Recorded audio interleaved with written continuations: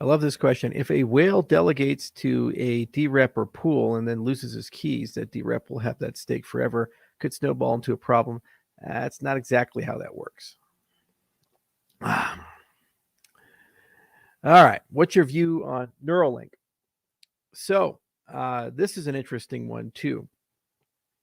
Neuralink is one of those companies where you look at the horizon 10, 20, 40, 50 years, and you say to yourself, okay, how do we merge humanity and technology together in just the right way so that when they're merged, you get this emergent property, you get new capabilities that you've never had before.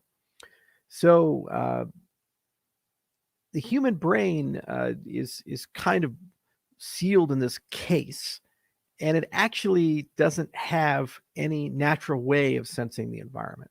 So it gets it from your ears, from your eyes, and then it has this meat suit that's kind of sealed around it, and you touch stuff, and you're just kind of fumbling around in this ambient environment. But it has these interfaces, and those interfaces we evolved with, and they're fairly refined at this point. But we've never been able to, by ourselves, through human augmentation, enhance those interfaces to add completely new dimensions to them. Every now and then, evolution comes in, and it gives us some new dimensions to those interfaces. Like, for example, synesthesia, where people perceive colors, words with colors. And so, there's a great book called Wednesday's Indigo Blue, and it actually talks about people who have synesthesia and their different perceptions. So we hear music, but what if you could taste music, or what if music had colors associated with it? And it turns out just by having those linked sensory dimensions, it actually tremendously helps things like memory and recall and other cognitive functions, especially creative endeavors. And so there's no coincidence that a lot of memory champions happen to suffer from synesthesia. So what if you could add new senses, like you could see infrared light? Or what if you had telepathy? What if you could perceive different parts of the electromagnetic spectrum? What if you could sense or touch things that are far away? So additional senses. And Neuralink is the first foray mechanically into that field. So obviously there's all kinds of stuff that exists in the alternative lifestyle world, like the gateway projects and remote sensing, and these things that for a long time the hippie movement's been like, oh yeah, this stuff is there. But when you take a step into science land and you say, what can we build? They're drilling holes in your skull, they're putting a device in, and that device allows you to have read-write capabilities with the brain. Now, if you're a neurosurgeon, you'll be like, oh, we've done this for a long time. This is actually nothing novel or new, what Neuralink is proposing. They do deep brain stimulation for Parkinson's treatments and other things. They bore holes in people's skulls and put probes in. The difference with Neuralink is that those are not mass market. Those are not an elective surgery. Those are for very traumatic situations that people are going into. They're quite invasive. The leads are very thick relative to what Neuralink is trying to do. And those implants certainly are not something you'd want to have. They're a last resort in the treatment of conditions that are quite debilitating. Well, Neuralink seeks to be a consumer device like the iPhone or the iPad. Now, not today, but 10, 20, 30, 40 years in the future. So this is a monumental task of engineering. Why? Because the brain is an incredibly corrosive environment for most materials. So if anything you put into it tends to decay and deteriorate. So there's a material science component. You have to really work hard. Second, the traditional deep brain stimulation probes that they'd put into the brain, they're very thick. And what I mean by that is they look thin to us, but they're thick enough to cause a lot of damage when they go in, a lot of bleeding and other side effects. So you have to make them a lot thinner. The problem is that they're so thin, the Neuralink leads, that they can't be installed by a human hand, no matter how talented the neural surgeon is. So you have to build a surgical robot to be able to install that. So there's this huge material science problem. There's a surgical robot problem, an installation problem. There's a question about some basic things with any biomedical implant.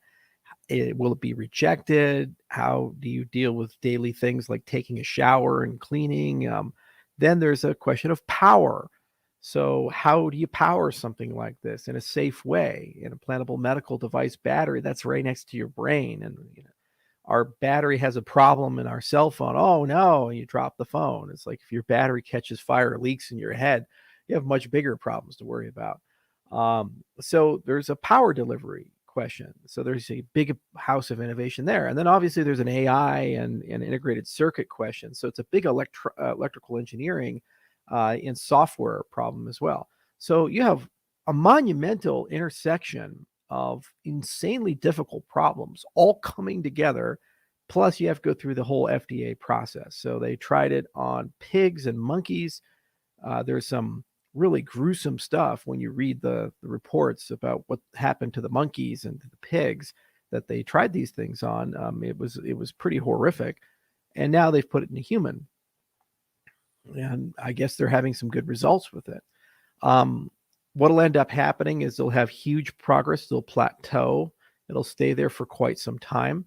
And then they'll have a breakthrough, and then they'll have some more progress, and then another plateau. But it's one of those companies you can't ignore, because the consequence of success is that you have concept transmission. So let's say you want to be a mathematician. How do you be a mathematician? You go and say, what are the core subjects?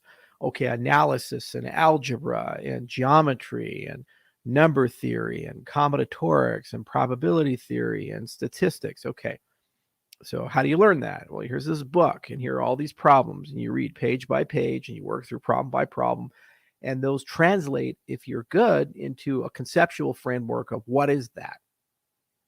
What if you could take an expert in the field and already have that constructed conceptual framework and transmit that conceptual framework as a package to a person, and they receive the whole thing, and they just know it, and they have an intuitive sense of topology or algebra, and they didn't have to go and spend 10,000 hours reading all these different books, working through all these different mathematical problems.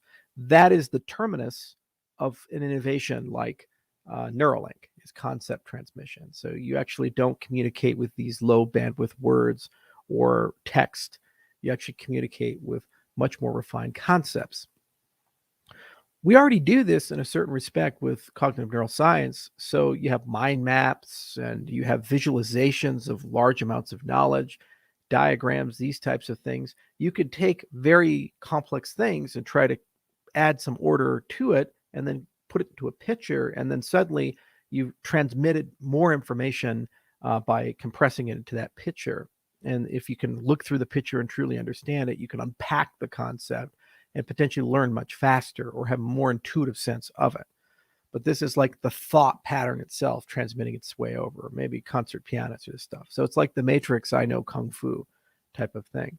Now, it takes a long time to get there, but faster than you think. And the fact that they're already in human trials for the 1.0, that's a monumental achievement. I do think that they're going to need to use different technology for these types of devices. Probably makes sense for them to explore diamond batteries as opposed to lithium batteries. The other thing is I'm a little concerned about how transmissions work, and that close to the brain, Bluetooth or otherwise, there might be a higher risk of cancer for these types of things. So there's a lot of thought processes that come through. So the clinical data is going to be key to analyze it, but you can't ignore them. I'm a bigger fan at the moment of Synchron because they're choosing a different approach. They actually go through one of the arteries and veins, and they go into the brain, and they use a stent for that. And doctors all the time, they put stents in. They're really good at stents. It's kind of their thing. And they easily can put them in. They can easily remove them. And for the read-write capabilities at the moment, Synchron matches what Neuralink is doing. Neuralink is substantially more invasive.